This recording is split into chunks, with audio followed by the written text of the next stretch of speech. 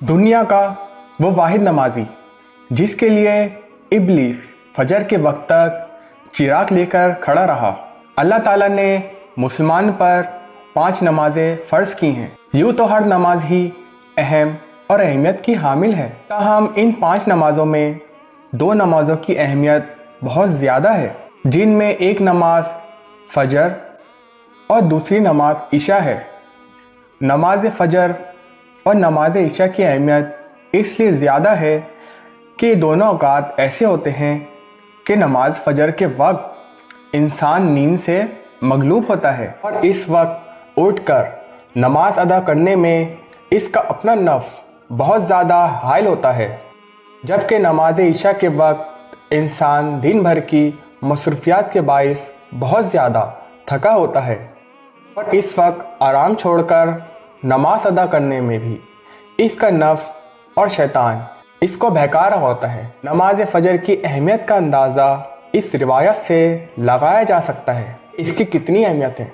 रिवायत में आता है कि एक शख्स सुबह सवेरे उठकर साफ़ सुथरे कपड़े पहने और मस्जिद की तरफ चल पड़ा ताकि फ़जर की नमाज बाजमात अदा कर सकूं। रास्ते में ठोकर खाकर गिर पड़ा और सारे कपड़े कीचड़ से भर गए। वापस घर आया, लिबास बदल कर वापस मस्जिद की तरफ रवाना हुआ। फिर ठीक इस मकाम पर ठोकर खाकर गिरा और कपड़े गंदे हो गए। फिर वापस घर आया और लिबास बदल कर दोबारा मस्जिद को रवाना हुआ। जब तीसरी मर्तबा इस मकाम पे पहुंचा तो क्या देखता है कि एक शख्स चिराग हाथ में लिए खड़ा है और इसे अपने पीछे चलने को कह रहा है। वो शख्स इस मस्जिद के दरवाजे तक ले आया। पहले शख्स ने इसे कहा कि आप भी आकर नमाज पढ़ लें। वो खामोश रहा और चिराग हाथ में पकड़े खड़ा रहा, लेकिन मस्जिद के अंदर दाखिल नहीं हुआ। 2-3 बार इनकार पर इसने पूछा कि आप मस्जिद आकर नमाज क्यों नहीं पढ़ लेते। दूसरे शख्स ने कहा, इसलिए कि मैं इब्लीस हूँ। पहले शख्स की हैरानगी की इंतहा ना थी।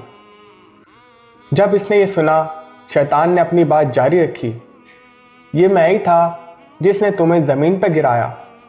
जब तुमने वापस घर जाकर लिबास तब्दील किया और दोबारा मस्जिद की जानिब रवाना हुए तो अल्लाह ने तुम्हारे सारे गुनाह बख्श दिए। जब मैंने दूसरी मर्तबा तुम्हें गिराया और तुम दोबारा लिबास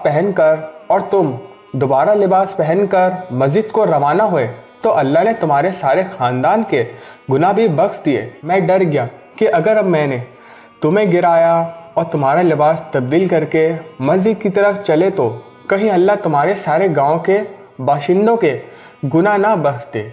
इसलिए मैं खुद तुम्हें मस्जिद तक छोड़ने आया हूँ।